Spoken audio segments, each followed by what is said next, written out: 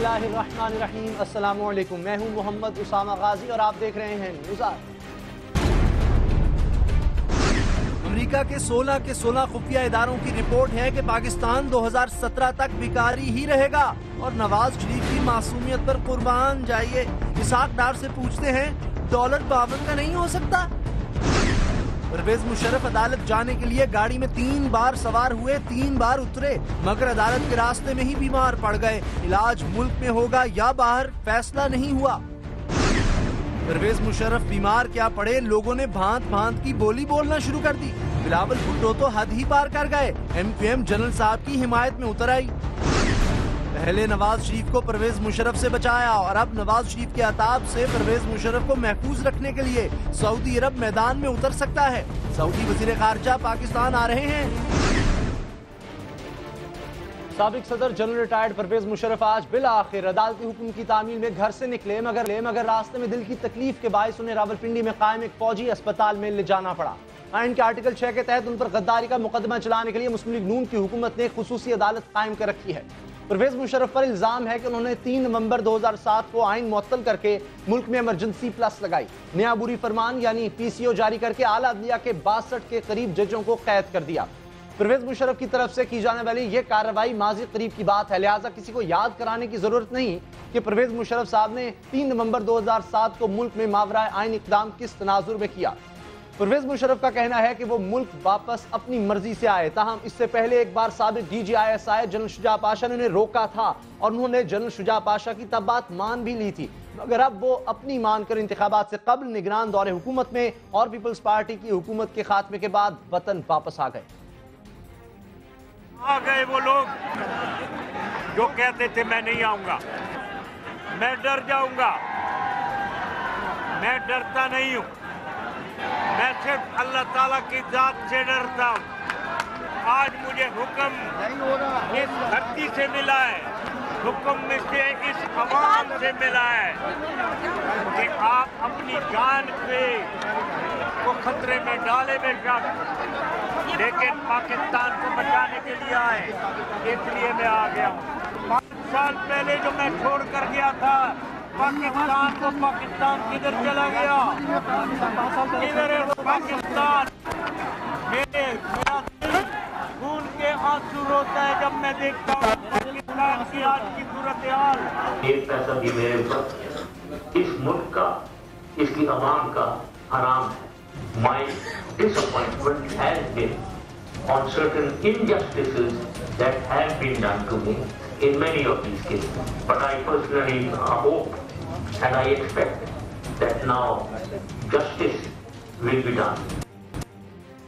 शोमई किस्मत के इंतखाबात में मुस्लिम लीग नून जीत गई और परवेज मुशर्रफ साहब ने इसके बावजूद मुल्क में ही रहकर अपने खिलाफ तमाम मुकदमात का सामना करने का अज़्म किया। उन पर जजों को हब्स से बेजा में रखने, बेनज़ीर भुट्टो के कत्ल, लाल मस्जिद ऑपरेशन करने, अकबर बुक्की के कत्ल का हुक्म देने के भी मुकदमे थे, जिनका उन्होंने अदालतों में जाकर सामना किया। उनकी जमानतें भी मंजूर हुई, ताहम गद्दारी का मुकदमा चलाने के लिए जो खुसूसी अदालत बनाई गई, परवेज मुशर्रफ साहब इस अदालत में पेश होने से हिचकिचाते रहे। उनके वकला ने उनकी जान को दरपेश खतरात का जवाब बनाकर उनकी हाजिरी से इस्तिस्ना मांगा, मगर अदालत ने इनकार कर दिया। अदालत ने कल 2 टोक अल्फाज में कह दिया था कि परवेज मुशर्रफ मुल्क के सदर और फौज के सरबराह रह चुके हैं, इसलिए अदालत खैर सगाली के तहत उनकी गिरफ्तारी का हुक्म जारी नहीं कर रही। अगर आज भी वो अदालत में पेश ना हुए तो अदालत ये रियायत भी वापस लेकर उनकी गिरफ्तारी का हुक्म जारी कर देगी। कल यानी 1 जनवरी 2014 को अदालत ने यह सख्त हुक्म इसलिए जारी किया क्योंकि आज अदालत ने परवेज मुशर्रफ पर फर्द जुर्म आयद करना थी। इत्तलात के मुताबिक आज परवेज मुशर्रफ अदालत में पेश होने के लिए घर से निकले तो रावल डैम चौक से गुजरकर उनका सिक्योरिटी फ्लीट इस्लामाबाद क्लब के करीब पहुंचा तो वायरलेस पर पैगाम नशर किया गया कि गाड़ी का रुख रावलपिंडी की तरफ कर लिया जाए। थोड़ी देर बाद परवेज मुशर्रफ के वकला ने अदालत को आगाह किया कि परवेज मुशर्रफ को अदालत आते हुए दिल की तकलीफ हुई है, इन्हें दिल के फौजी अस्पताल यानी armed forces institute of cardiology दाखिल करवा दिया गया है। अदालत ने चंद घंटे बाद इस मामले पर उन्हें आज के लिए हाजिरी में छूट दे दी और मुकदमे की समाअत 6 जनवरी तक मुलतवी कर दी। इस दौरान मुल्क में बहुत कुछ हुआ, अफवाहों के बाजार गर्म हुए, अंदाजे और क्याफे लगाए गए। तहम वजीर आजम ने वजीर दिफा ने मुलाकात की और जराए से आने वाली खबरों के मुताबिक परवेज मुशर्रफ के मामले पर तबादला ख्याल किया गया। खबर यह गर्म रही कि हुकूमत परवेज मुशर्रफ को इलाज की गर्ज से बाहर जाने या ना जाने देने का फैसला खुद से नहीं करेगी, बल्कि अदालत के हुक्म पर अमल करेगी। शाम को यह भी इत्तला आई कि परवेज मुशर्रफ की अहलिया जो अपने शौहर से मुलाकात कर चुकी हैं और किसी भी वक्त उनके मुल्क छोड़ने की खबर आ सकती है। और अब इत्तलात जिस तरह ये हैं कि परवेज मुशर्रफ की अहलिया अभी मुल्क से जा चुकी हैं। जितने मुंह उतनी बातें। सो परवेज मुशर्रफ का मुस्तकबिल क्या है, इस पर बात होगी। हमारे साथ हैं परवेज मुशर्रफ साहब के वकील खालिद रांझा साहब, उन्होंने हमें फ़ोन पर ज्वाइन किया है। बैरिस्टर साहब, डॉक्टर साहब ये बताइए कि अहमद रजा कसूरी जो इस टीम का हिस्सा है, जो वकला का पैनल है, उन्होंने कहा था कि अगर परवेज मुशर्रफ को कुछ हुआ तो अदालत जिम्मेदार होगी। आज जो वाकया हुआ है इसके जिम्मेदार कौन है? सवाल समझा नहीं जी, मैं ये अर्ज कर रहा हूँ कि अहमद रजा कसूरी जो पैनल बना है, वकील जो दिफा में है, उनका हिस्सा है, उन्होंने अदालत में कहा था कि अगर परवेज मुशर्रफ को कुछ हुआ तो अदालत जिम्मेदार होगी, उनकी सिक्योरिटी जो है, उनकी जान को खतरा है। जी, मैं कोशिश करते हैं खालिद रांझा साहब आपसे जी दोबारा डायल करने की, आपको दोबारा मिलाने की। मेरे ख्याल है कोई टेक्निकल फॉल्ट है जिसमें से आपको आवाज़ सही तरह नहीं आ रही। जी, जिस तरह हम कोशिश कर रहे हैं, डॉक्टर खालिद रांझा साहब जो साबिक वज़ीर कानून भी हैं और उस टीम का हिस्सा हैं जो परवेज मुशर्रफ के दिफा में बनाई गई है। 7 वकला इसमें शामिल हैं।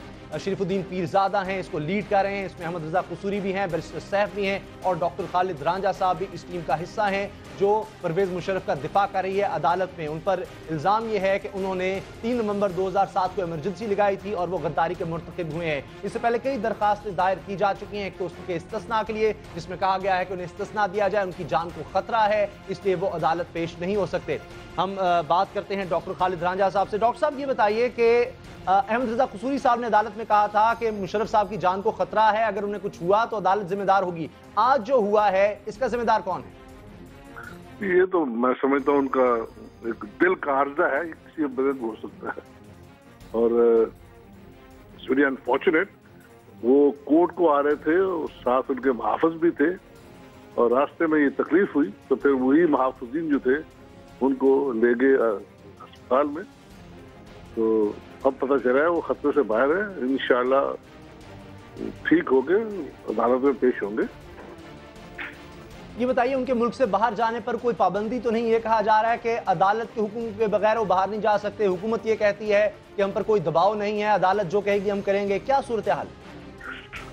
मैं आगाह तो नहीं, लेकिन ये पता है कि उनका नाम ECL पे है। अगर ECL पे नाम हो तो फिर मुल्क छोड़ना मुश्किल होता है। जी, खालिद रांझा साहब हमारे साथ रहिएगा। हारून रशीद साहब सीनियर तज्जियाकार हमारे साथ हैं। हारून रशीद साहब, आपको क्या लग रहा है, अब ये मामला एक मुश्किल सा हो गया है, क्या इसमें कोई इंतकामी कार्रवाई भी नजर आ रही है नून लीग की जानिब से? क्या रास्ता है परवेज मुशर्रफ के लिए, सबके लिए जो बेहतर हो? नहीं, क्या उसमें क्राइसिस तो मीडिया ने पैदा किया, कोई क्राइसिस नहीं। वो अदालत में जा रहे थे, पहले उन्होंने कोशिश की वक्त लेने की, जो अदालत ने उन्हें तंबीह की कि वो ज़रूर उन्हें पेश होना होगा वरना उनकी गिरफ्तारी हो जाएगी। और आज वो जा रहे थे, अवॉइड वो करना चाहते थे। हमेशा मौकल कोशिश करते हैं, उनके वकील भी कोशिश करते हैं अगर टाइम गेन करना ज़रूरी हो तो टाइम गेन किया जाए। तो रास्ते में उन्हें तकलीफ़ हो गई। आप देखिए कि ये किसने इत्तला दी और किसको इत्तला दी और फैसला किसने किया। इसमें एक पुलिस अफसर ने वज़ीर दाखिला को इत्तला दी, जहाँ तक मुझे पता चला है चौधरी निसार को। उन्होंने वज़ीर आज़म से मशवरा किया और उन्होंने ही फैसला किया कि उन्हें हॉस्पिटल ले जाएं। अब वो डॉक्टर से पूछा है, एक दोस्त के तवज्जुह से डॉक्टर कहते हैं कि जी हाँ उन्हें तकलीफ़ है, कितनी है इसका तयन होगा। लेकिन बहरहाल तकलीफ़ तो थी, उन्होंने बिल्कुल कैटेगरिकली कहा कि तकलीफ़ है और दिल की तकलीफ़ है, इसका तयन होगा रिपोर्ट्स देखने के बाद। और अदालत ने भी उनका मौक़िफ़ तस्लीम कर लिया कि उन्हें 6 जनवरी तक की मोहलत दे दी। इसमें कोई क्राइसिस नहीं है, क्राइसिस पैदा किया गया, हमने खुद पैदा किया है अपने लिए। हिजान में है, उनके वकील भी हिजान में, हुकूमत के भी हिजान में और मीडिया को भी। बल्दियाती इलेक्शन है, महंगाई है, टेररिज्म है, बिजली का गैस का कहत है, इतनी मुसीबतें पड़ी हुई हैं। इस मुकदमे को तनहा आप लोगों ने इतना हाईलाइट कर दिया, कोई क्राइसिस नहीं है। क्राइसिस नहीं है। खालिद रांझा साहब, कितना मजबूत है ये केस? क्योंकि एक तरफ ये कहा जा रहा है कि अदालत गैर आईनी है, गैर कानूनी अदालत, तो फिर पेश क्यों होते हैं? बेहतर नहीं कि फिर इस अदालत में पेश ही ना हुआ जाए? वो अंडर प्रोटेस्ट होंगे जी, क्योंकि अदालत के ऊपर एतराज़ात किए हुए हैं और वो एतराज़ात जो हैं जब तक उनका फैसला नहीं होता उस वक्त तक उनके खिलाफ कार्रवाई भी नहीं होगी। हारून रशीद साहब, इस केस से आपको क्या लगता है, मियां नवाज शरीफ को फायदा हो रहा है? किसी को फायदा नहीं होगा इस मुकदमे से। देखिए, मुकदमा तो इसलिए चलना चाहिए कि कानून और आइन की बालादस्ती का सवाल है। ये मुतय्यन होना चाहिए इस मुल्क में कब कब किस ने मार्शल लॉ लगाया, किस ने उससे फ़ायदा उठाया। मार्शल लॉ एडमिनिस्ट्रेटर तो इस दुनिया से चले गए, मगर पीपल्स पार्टी एक मार्शल लॉ एडमिनिस्ट्रेटर के सेक्रेटरी जनरल ने बनाई थी। कन्वेंशन लेके सेक्रेटरी जनरल थे जुल्फ़िकार अली भुट्टो, और शरीफ ख़ानदान इसमें से पैदा हुआ, ज़िया-उल-हक की गोद में से। और चौधरियों ने हर मार्शल लॉ की हमायत की, और भी बहुत से लोगों ने की। जजों ने कमज़ोरी का मुजाहरा किया, मीडिया ग्रुप्स ने हमायत की। सबका जिक्र होना चाहिए। जो काबिल ज़िक्र मुजरम है, अदालत को उस पर जजमेंट देनी चाहिए, मुकदमा तो चलना चाहिए। मगर ये फ़ायदे में किसी के भी फ़ायदे में नहीं है। सब एक्सपोज होंगे इसमें, और ये कुदरत का कानून है, सभी ने एक्सपोज होना होता है। इस दुनिया से कोई जाएगा नहीं। या वो तौबा कर लेगा, आदमी अपनी गलतियां मान ले, वरना वो प्रोसेस में हमेशा खरा और खोटा अलग होता है। ये कुरान मजीद कहता है, और ये एक अबदी कानून है, इससे कोई बच तो नहीं सकता। खालिद रांझा साहब, ये जो दरख्वास्त दी जा फौजी अदालत में मुकदमा चलना चाहिए, इसमें कितना दम है? क्या अदालत उस तरफ आ रही है, या सिर्फ अभी इसी तरफ जोर है कि हर सूरत परवेज मुशर्रफ साहब बस अदालत में हो रही है? कोई मुंह छुपाने बात नहीं है कि जो कानून है उसमें जो आदमी फौज का मुलाजिम हो और फिर कोई जुर्म करे, और जुर्म ऐसा करे जिसका जिक्र आर्मी एक्ट 1952 में हो, तो उसकी ट्रायल मिलिट्री कोर्ट करती है। तो इस केस में जो हाई ट्रीजन है वो ट्रायबल बाय मिलिट्री कोर्ट है, और जो मुल्ज़म गर्दाना जा रहा है वो भी साबिक चीफ आर्मी स्टाफ है। तो इट्स 2+2 is 4, यानी और कोई इसमें बात नजर नहीं आती माशविस के।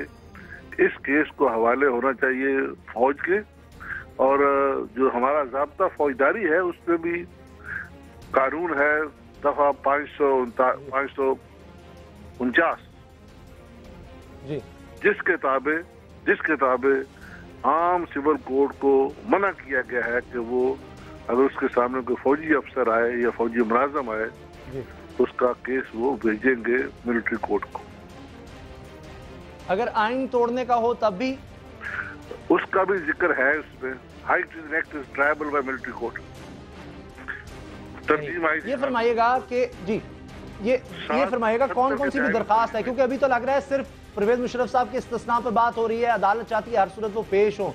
दीगर जो दरखास्तें हैं उन पर अभी पेशरफ नहीं हो रही। वो नहीं, पहले बेहतर नहीं होगा कि पहले उन पर समाअत हो जाए कि क्या फौजी अदालत में चलाया जा सकता? नहीं, उनकी समाअत होगी, उसके ऊपर फैसले होंगे, और उसके बाद फिर समाअत शुरू होगी।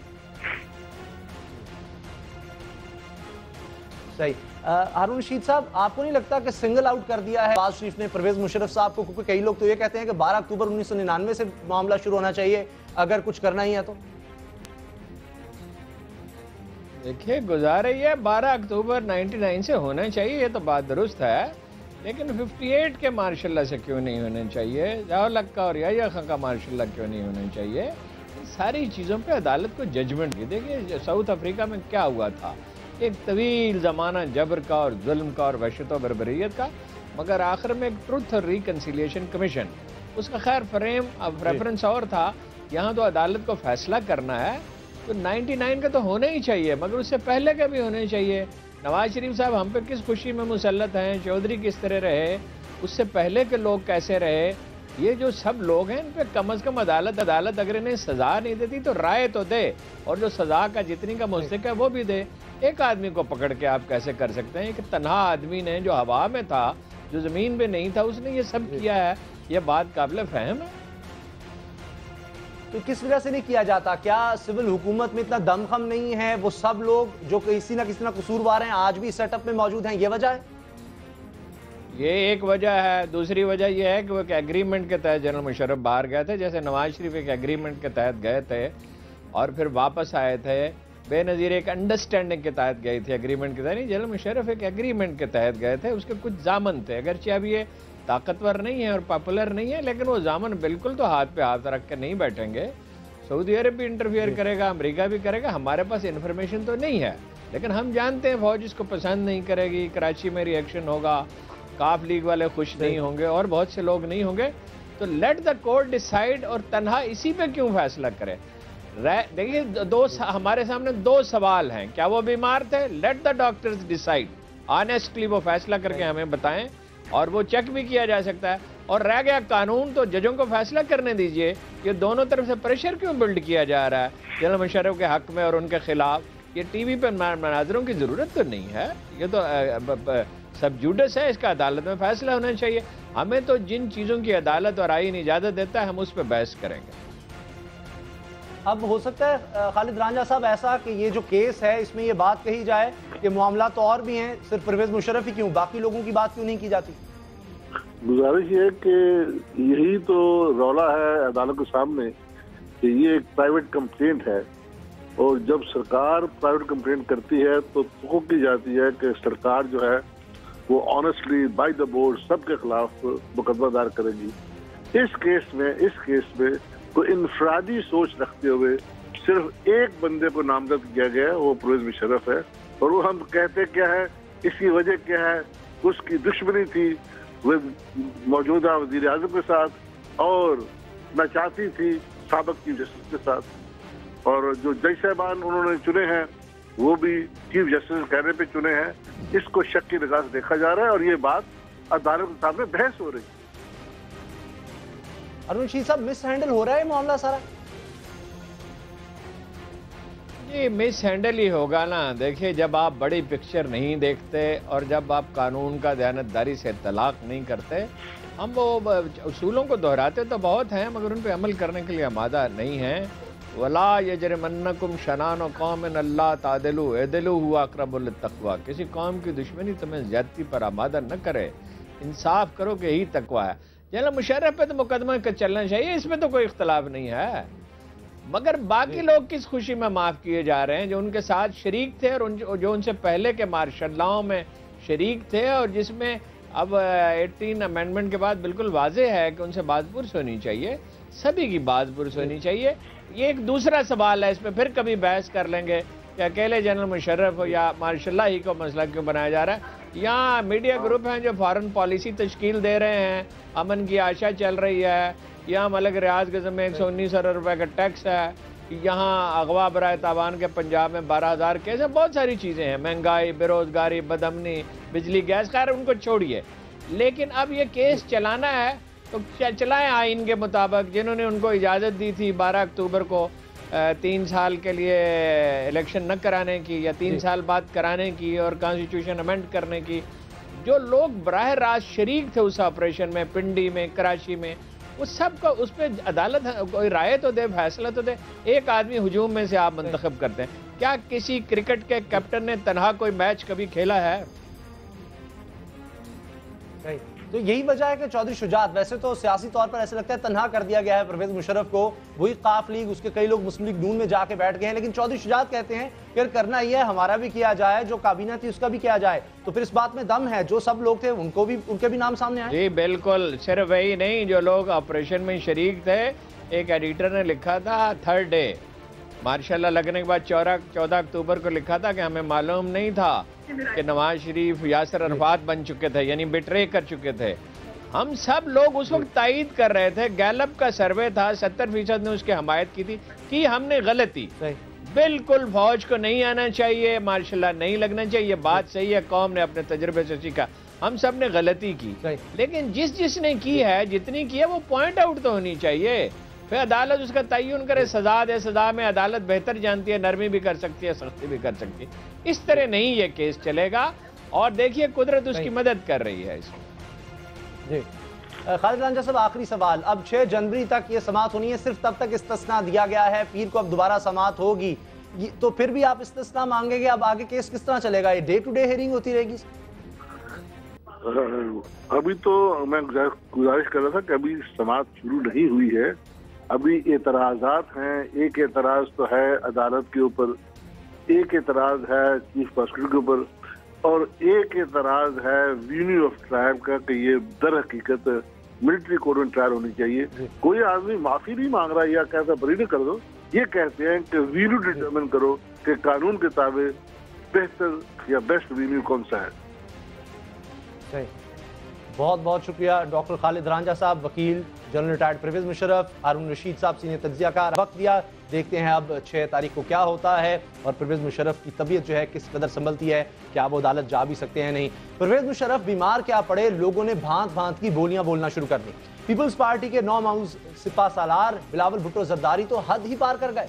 परवेज मुशर्रफ की बीमारी की खबर के बाद बिलावल भुट्टो जरदारी का सोशल मीडिया पर पहला पैगाम यह सामने आया कि उन्हें यकीन ही नहीं आता कि इस बुज़दिल ने कभी पाक फौज के बहादुर सिपाहियों की वर्दी पहनी हो। बिलावल ने परवेज मुशर्रफ की बीमारी को ड्रामा करार देते हुए मुतालबा किया कि बीमारी की नौयत का पता चलाने के लिए मेडिकल बोर्ड बनाया जाए ताकि परवेज मुशर्रफ गद्दारी केस से राह फरार इख्तियार न कर सकें। गद्दारी केस की समाअत पर बिलावल भुट्टो का तबसरा था कि परवेज मुशर्रफ के वकला केस नहीं अदालत से लड़ रहे हैं। पीपल्स पार्टी की परवेज मुशर्रफ से मुखालफत अपनी जगह, मगर किसी बीमार की यूं तज़हीक की इजाजत अखलाकियात देती है, ना ही इस्लाम की तालीम है। दिलों के हाल अल्लाह बेहतर जानता है। बिलावल भुट्टो के तबसरे बड़ी सियासी जमात के सरबराह से ज्यादा किसी यंग एंग्री मैन और बंद मौजी के ज्यादा मालूम होते हैं। ऐसे में कि जब परवेज मुशर्रफ की बीमारी को लेकर सारे अपने दिल की भड़ास निकाल रहे हैं, एनक्यूएम जनरल साहब की हिमायत में उतर आई है। मुत्तहिदा कौमी मूवमेंट की राब्ता कमेटी के रुकन मोहम्मद अनवर ने कहा है कि साबिक सदर परवेज मुशर्रफ को बुज़दिली का ताना देते वक्त बिलावल भुट्टो जरदारी ये ना भूलें कि उनके वालिद ने भी मुकद बचने के लिए पागलपन के सर्टिफिकेट अदालत में पेश किए थे। बिलावल भुट्टो जरदारी किसी के रवैये और किरदार पर कीचड़ उछालने से पहले अपने अहले खाना के किरदार पर नजर डालें, ये उनके हक में बेहतर होगा। बहरहाल देखते हैं अब इस केस में आगे क्या होता है। बहुत अहम मोड़ लिया इस सारे केस ने परवेज मुशर्रफ की बीमारी के बाद। न्यूज़ आवर में मिलेंगे ब्रेक के बाद।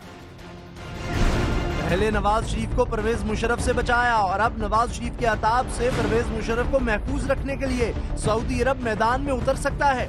सऊदी वजीर खारजा पाकिस्तान आ रहे हैं।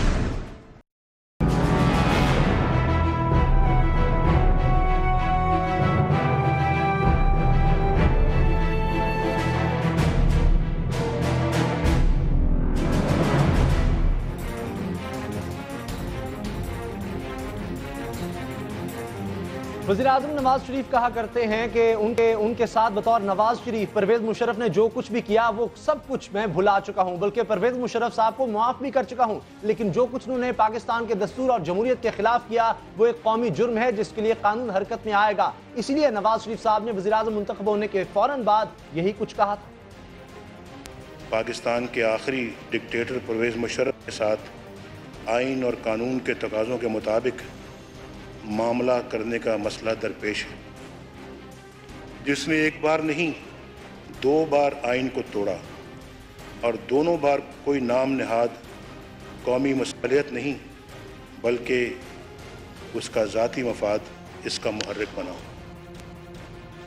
वैसे तो परवेज मुशर्रफ ने 2 बार आइन तोड़ा, मगर उनके खिलाफ मुकदमा सिर्फ 3 नवंबर 2007 के इक़दाम के खिलाफ चलाया जा रहा है और वो भी तनहा सिर्फ परवेज मुशर्रफ के खिलाफ। हालांकि ये बात किस तरह नजरअंदाज की जा सकती है कि ये तनहा परवेज मुशर्रफ ही थे जिन्होंने पूरा निजाम उलट पलट कर रख दिया। चौधरी शुजात और शेख रशीद का बयान कुछ और याद दिलाता है। नवाज शरीफ बहरहाल परवेज मुशर्रफ के मामले में सीधा सीधा नहीं चल रहे बल्कि कामयाब सियासत कर रहे हैं। वो एक तीर से बैक वक्त कई शिकार करने जा रहे हैं। एक इत्तला है कि सऊदी वजीर खारजा परवेज मुशर्रफ को हालात की दलदल से निकालने आ रहे हैं, बल्कि इसी तरह जिस तरह परवेज मुशर्रफ की दलदल से सऊदी अरब ने नवाज शरीफ को निकाला था। बज़ाहिर ये एक साजिशी मफरूजा है, लेकिन पाकिस्तान में यह मफरूजा एक बार तो खिड़की तोड़ तरीके से दुरुस्त साबित हो चुका है। देखना यह है कि परवेज मुशर्रफ को मुस्लिम लीग नून की सियासत और हालात की चीरादस्तियों से उनके मकामी और खलीजी ममालिक के हुक्मरान दोस्त बचा पाते हैं या परवेज मुशर्रफ सेहत संभलते ही मुल्क से बाहर जाने से इनकार कर देते हैं। इस पर बात करने के लिए मौजूद है मुमताज मजहबी रहनुमा, जिनके लिए अरब के हुक्मरान और उनके आदात और खसाइल अजनबी नहीं। मेरी मुराद अल्लामा ताहिर अशरफी से है, पाकिस्तान उलमा कौंसिल के चेयरमैन भी हैं। अल्लामा साहब, जिस तरह सऊदी अरब मदद को आया था नवाज शरीफ की, उनको परवेज मुशर्रफ से बचाया था, क्या आप परवेज मुशर्रफ की मदद को आएंगे? बिस्मिल्लाहिर्रहमानिर्रहीम। उसामा साहब, एक बात जहन में रखें, सऊदी अरब के बारे में बिलखुसूस मैं ये कहना चाहता हूँ कि उसकी दोस्ती और मोहब्बत सऊदी अवाम की, सऊदी हुक्मरानों की पाकिस्तान के साथ है। और अगर कोई ऐसी बात उनको नज़र आई कि जिससे उनको ये लगा कि खुदा न खास्ता कि पाकिस्तान के अंदर कोई ख़राबी हो सकती है, तो वो ज़रूर इसमें मुदाखलत करेंगे। परवेज़ मुशर्रफ साहब के ताल्लुकात अरब हुक्मरानों के साथ बहुत अच्छे हैं, अब भी हैं। मैं आज की भी बात कर रहा हूँ और मैं बड़ी जिम्मेदारी के साथ कह रहा हूँ कि आज भी एक अरब मुल्क के शाह जो हैं, सऊदी अरब नहीं किसी और अरब मुल्क के, वो बहुत ज़्यादा परवेज़ मुशर्रफ के लिए फ़िक्रमंद हैं और आज के दिन जब उनको उनकी खबर की इत्तला मिली कि वो बीमार हैं, तो वो बहरहाल पूरी दुनिया में उनके लिए बात कर रहे हैं। सऊदी अरब जो है बहरहाल उसको किसी वक्त ये शिकवा ज़रूर पैदा हुआ था, आज का नहीं, लेकिन मैं ये कह सकता हूँ कि इलेक्शन से पहले से, बल्कि गुज़श्ता साल 2 से सऊदी अरब ने एक बात तय की है कि वो पाकिस्तान के अंदर पाकिस्तान की आवाम, पाकिस्तानी कौम के लिए जो करेगा करेगा, क्योंकि उसने मज़ा चख लिया जब वो मियाँ साहब को ले गए और फिर जब सऊदी अरब ने और मुत्तहिदा अरब अमारात ने मियाँ साहब या जरदारी साहब को कहा कि आप मुशर्रफ की जान छोड़िए और उनको जवाब मनफी में मिला, तो ये बात तो फिर आई कि जब आपकी अपनी बारी आए तो हम जामिन होते हैं, जब हम किसी और के लिए कहें तो फिर हमारी हैसियत क्या रह जाती है। लिहाजा इस तरह की जो आज की खबर आई है परवेज़ मुशर्रफ साहब की सेहत के बारे में, मैं समझता हूँ कि आज अगर देखा जाए तो अरब दुनिया नहीं, तुर्की के सफारत खाने का जो आज एक्टिव होना था या और दिगर अरब ममालिक का, वो भी इस्लामाबाद में देखा जा सकता है।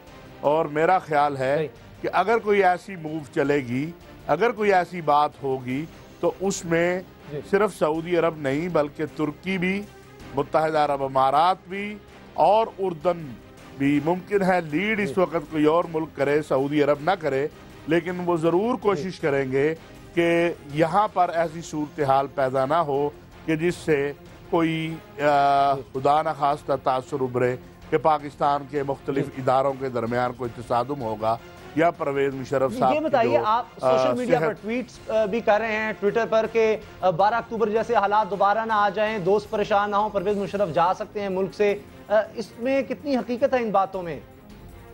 नहीं, मैं देखे मैंने ये कहा कि जो 12 अक्टूबर के बाद सरगर्म हुए थे वो आज भी सरगर्म हैं। मैं ये कह रहा हूँ आज भी सरगर्म हैं, और उनका दावा ये है कि भाई अगर हमें आज आपकी मुल्क की खुद मुख्तारी, आप कहते हैं हम खुद मुख्तार मुल्क हैं, तो भाई फिर हमें 12 अक्टूबर के बाद क्यों आवाज़ें दी थी?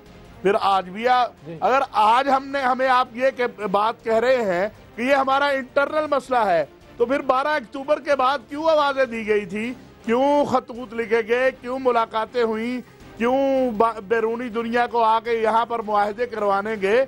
ये मैं बड़ी जिम्मेदारी से कह रहा हूँ, ये बहुत सारे ममालिक में ये बात हो रही है। और परवेज़ मुशर्रफ, उसका यहाँ डिक्टेटर होना, उसका फौजी आमर होना, उसकी गलतियाँ, उसके लाल मस्जिद, ये सारे एक तरफ रख दें। बहरहाल इस्लामी दुनिया के अंदर और मुस्लिम दुनिया के एलीट क्लास के अंदर परवेज़ मुशर्रफ के लिए मैं समझता हूँ कि बहुत बड़ा एहतराम का जज्बा मौजूद है। इसलिए जो लोग उनके नवाज शरीफ साहब उनकी बात मानेंगे, क्योंकि 6 तारीख को पीर के दिन जब समाअत होनी है दोबारा इस केस की, तो वजीर खारजा भी आ रहे हैं सऊदी अरब के, वो कोई पैगाम ला रहे हैं, और क्या नवाज शरीफ उनकी बात मानेंगे?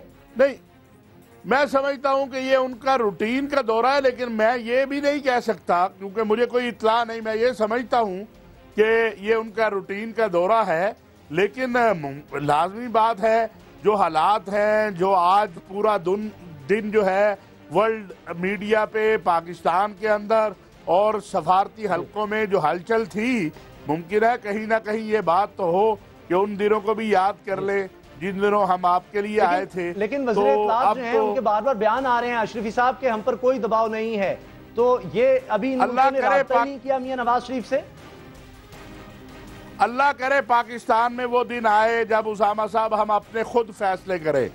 वो दिन आए, चाहे वो परवेज़ मुशर्रफ के लिए हो, चाहे मियाँ साहब के लिए हो, चाहे किसी ABCD के लिए हो, कि जब हम अपने खुद फैसले करें। और अगर मियाँ साहब ऐसा फैसला करें कि वो कहें सारी दुनिया को कि नहीं, मैंने तो अपने मुल्क का खुद मुख्तारी में किसी को मुदाखलत नहीं करने देनी, तो ये बड़ी अच्छी बात होगी। लेकिन रोज ड्रोन आके हमारे लोगों को मार जाता है, वो भी तो मेरा ख्याल है हमारे मुल्क की खुद मुख्तारी होती है, उसमें हम बेबस हैं। ये तो बड़ा छोटा सा मसला है। चले जाएंगे, आपको लग रहा है बाहिफाजत मुल्क से चले जाएंगे परवेज़ मुशर्रफ साहब?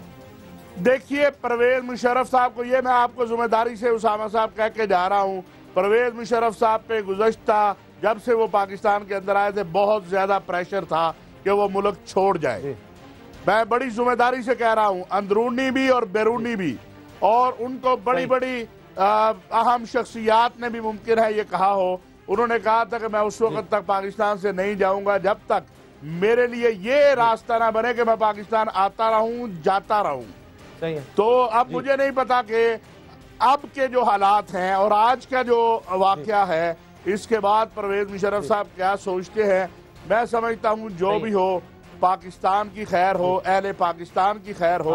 अल्लाह ताला परवेज मुशर्रफ साहब को सेहत दे और हम अपने खुद फैसले करें। देखें हम क्यों इस बात से डरते हैं। अभी तक ऐसा नहीं हो रहा। अल्लामा ताहिर अशरफी साहब बहुत बहुत शुक्रिया आपका। अल्लामा साहब का ख्याल है कि सिर्फ सऊदी अरब ही नहीं, कई और अहम इस्लामी ममालिक के सरबराहान भी परवेज मुशर्रफ की मदद के लिए सरगर्म है। न्यूज़ आवर में मिलते हैं ब्रेक के बाद। अमेरिका के 16 खुफिया इदारों की रिपोर्ट है कि पाकिस्तान 2017 तक भिखारी ही रहेगा और नवाज शरीफ की मासूमियत पर कुर्बान जाइए। इसहाक डार से पूछते हैं, डॉलर $52 का नहीं हो सकता?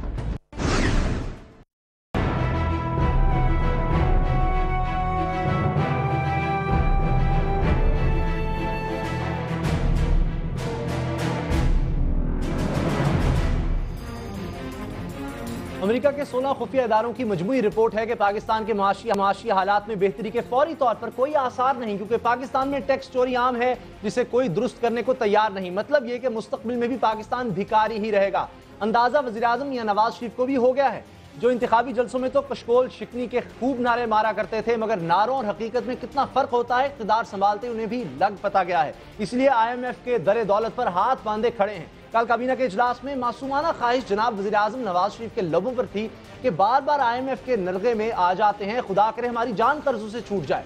बेताबी में वज़ीर-ए-आज़म ने वज़ीर ख़जाना इसहाक डार से भी पूछा कि क्या डॉलर $52 पर नहीं आ सकता।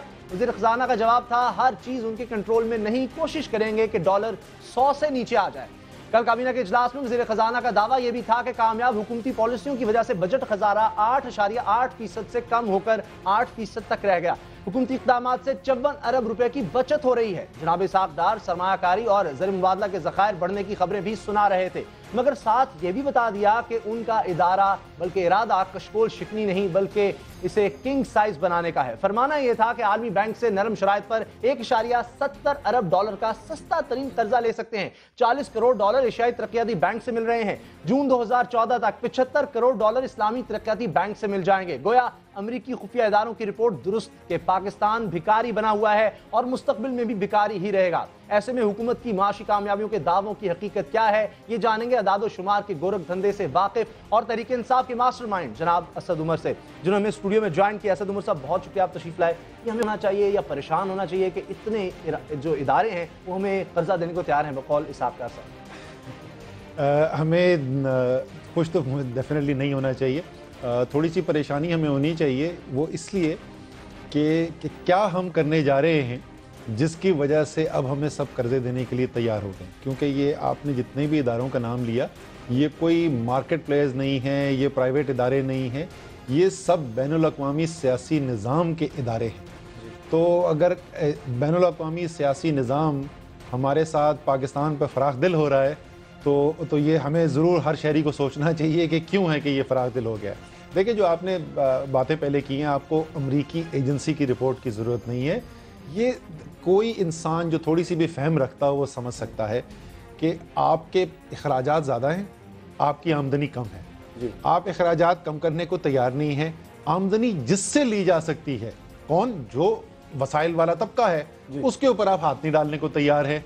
तो 2017 क्या, अगर जब तक हम ये वतीरा नहीं बदलेंगे तो 2027 भी आ जाएगा, तो हम यहीं पे खड़े रहेंगे। बजट खसारा तो कह रहे हैं हमने कम कर दिया है, 8% तक आ गया, तो इसके बाद कोई बेहतरी नहीं आ जाएगी, कोई महंगाई कम नहीं हो जाएगी। पहली बात तो आप पिछले 3 साल भी उठा के देख लीजिए ना, तो पहले जो 6 माह होते हैं उसके अंदर बजट का खसारा निस्बतन कम होता है और उसके बाद जैसे जैसे साल गुजरता रहता है बढ़ता रहता है। मैं सिर्फ एक सवाल जब आप डार साहब से बात उनसे पूछ लीजिए कि वो सर्कुलर डेट, गर्दिशी कर्जा, जिसको इतने धूम थी कि वो खत्म कर दिया गया, 500 अरब रुपए के कर्जे लेके हमने वो कर्जा वापस कर दिया, मतलब 54 अरब की हमने बचत की है। 15 दिन पहले उसामा 226 अरब रुपए पे दोबारा पहुंच चुका है। कह रहे हैं 54 अरब की हमने बचत कर ली है, वो पैसे देकर हमें वो सूद पड़ना था, हमने एक दफा ही दे दिया कि भाई अब सूद ना। बहुत अच्छा किया, वो 54 अरब बचाने के बाद फिर भी 226 अरब पे पहुंचा हुआ है और कर्जा बढ़े चला जा रहा है। ये हुकूमती आदादोशुमार है, मैं अपनी आदादोशुमार नहीं दे रहा। इसी तरीके से जिस वक्त हम लोगों ने कहा कि ये आप कर क्या रहे हैं, नोट छापे चले जा रहे हैं, 850 अरब रुपए के नोट छाप ये तो दिए, मान रहे हैं, ठीक है ना।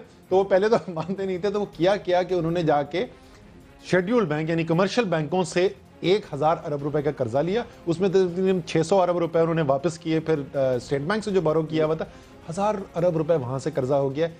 15,000 अरब का हदफ क्रॉस कर गया है हमारे कर्जाजात जो है, कर्जे बढ़ते चले जा रहे हैं। तो ये जो नवीद सुनाई जा रही है कि महंगाई कम हो जाएगी, और बड़ी मासूमाना ख्वाहिश थी मियां नवाज शरीफ साहब की कि 52 पर नहीं डॉलर आ सकता।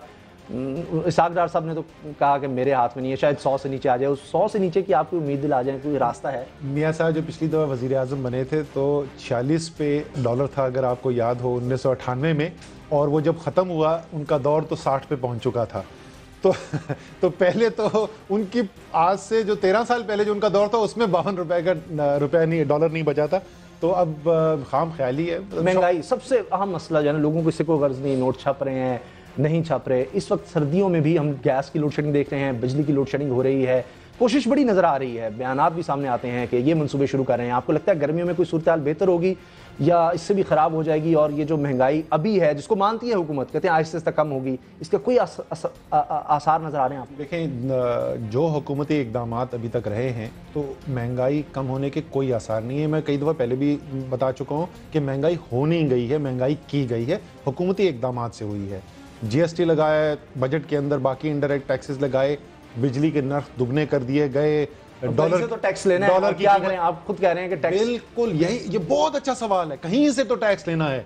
फैसला हुकूमत ने सिर्फ ये करना है, क्या अवाम से मुतवस्सित तबके को टैक्स लगा कर लेना है, बिजली के नर्ख दुगने करके देखना है। आपने कल पता है ना गैस का क्या फैसला किया है, 125 अरब रुपए सालाना का गैस का टैक्स लगा दिया गया है सेस की मद के अंदर, जो जनवरी से शुरू हो जाएगा। क्या आपने टैक्सेस उस पिसे हुए अवाम से लेने हैं या उस मरात याफ्ता, वसाइल याफ्ता, ताकतवर तबके से? वो कहते हैं इनको टैक्स देने लगते हैं, लोग पैसा बाहर ले जाते हैं, इंडस्ट्री नहीं लगाएंगे, हम क्या करें? वो लोग सारे बैठे हुए हैं इस वक्त पार्लियामेंट में, क्या होगा, कैसे? मेरी समझ से बाहर है कि किस हिम्मत से अवाम की आंखों में आंखें डाल के ये बात कहते हैं कि हाँ ये चोर हैं, हाँ ये टैक्स चोरी करते हैं। ना सिर्फ मैं इन पे टैक्स नहीं लगाऊंगा, लेकिन उन्होंने पहले भी जो चोरी की हुई है उसके लिए भी मैं स्कीमें ला के इनको दूध से धुला के साफ सुथरा करूंगा और उनको पाक कर दूंगा। सारी तो कुछ तो आएंगे ना, उस बहाने कुछ पैसे आ जाएंगे, पता लग जाएगा ये लोग अमीर हैं, अगली दफा ये स्कीमें 6 दफा आ चुकी हैं, हर दफा यही कहानी सुनाई जाती है।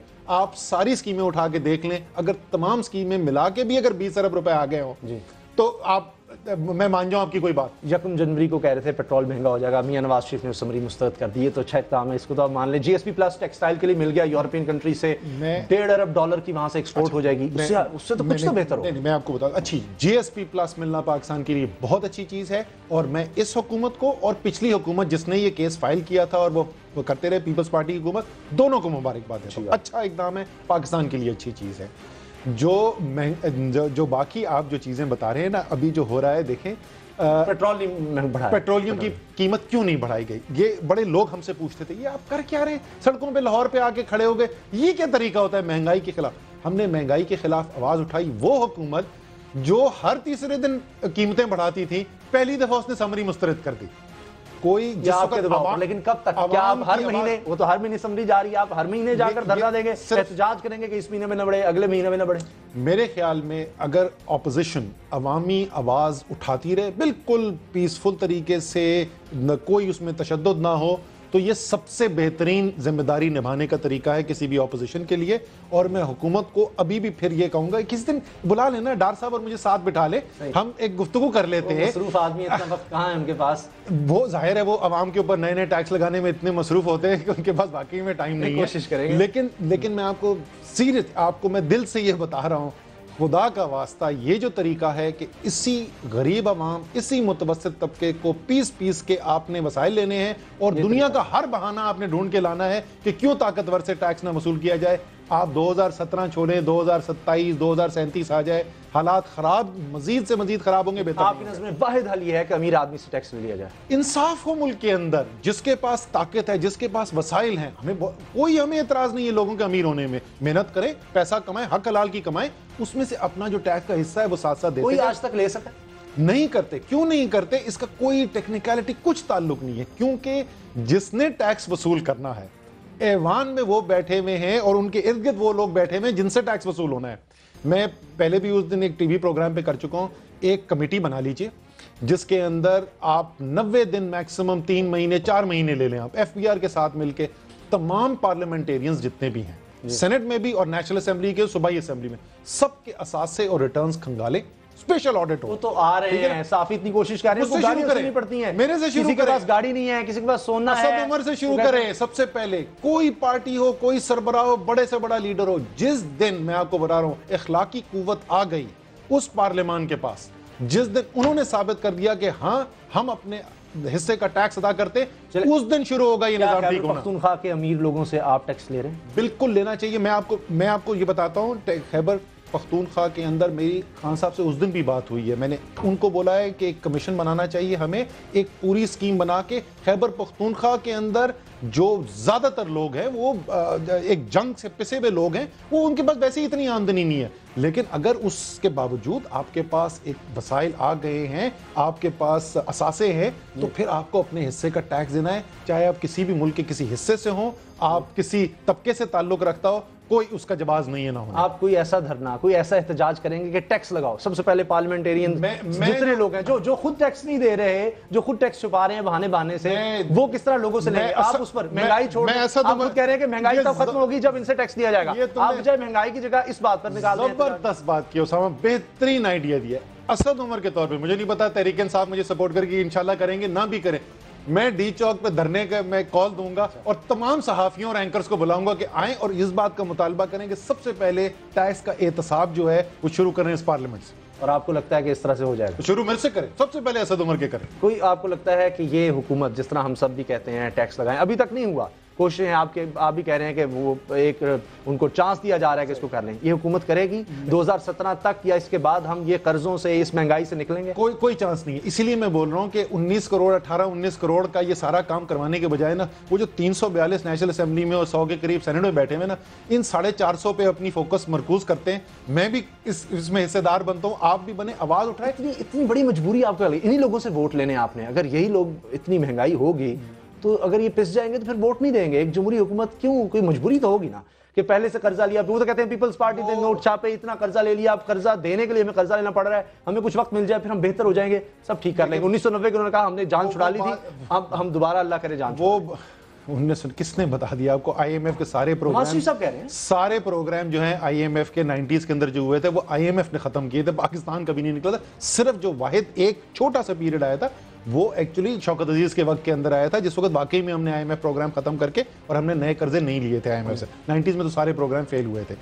देखिए, मैं जैसे पहले अर्ज कर रहा था, ये जब तक अशराफिया का और ये जो तबकाती कंट्रोल है ना आपकी मईशत के ऊपर, जब तक आप इसको नहीं तोड़ेंगे, ये बाकी सब चीजें बात की और आपने बहुत अच्छी बात की है कि वो बाकी छोड़े महंगाई को, महंगाई जिनकी वजह से हो रही है उन पे तवज्जो मरकूज करें। मुझे बहुत पसंद आई आपकी बात और मेरे ख्याल में अगर हम वहां से शुरू कर देना और जिस दिन अपनी जेब से जाना शुरू होगा ना, उसके बाद देखें फिर वो ना आपको छोड़ेंगे, ना आपके मालकान को, ना किसी और को। बहुत शुक्रिया असद उमर साहब। असद उमर साहब ने ये कहा है कि वो इस बात पर धरना देने को तैयार हैं। तहरीक इंसाफ भी और साफी भी उनका साथ देंगे कि जो अमीर है वो टैक्स दे, क्योंकि यही वाहिद रास्ता है अगर महंगाई कंट्रोल करनी है, कर्जों से निजात लेनी है। तो प्रोग्राम देखने का बहुत बहुत शुक्रिया। दुआ में याद रखिएगा, अल्लाह ताला आपको नफरत और औलाद के गम से महफूज रखे। अल्लाह हाफ़िज़।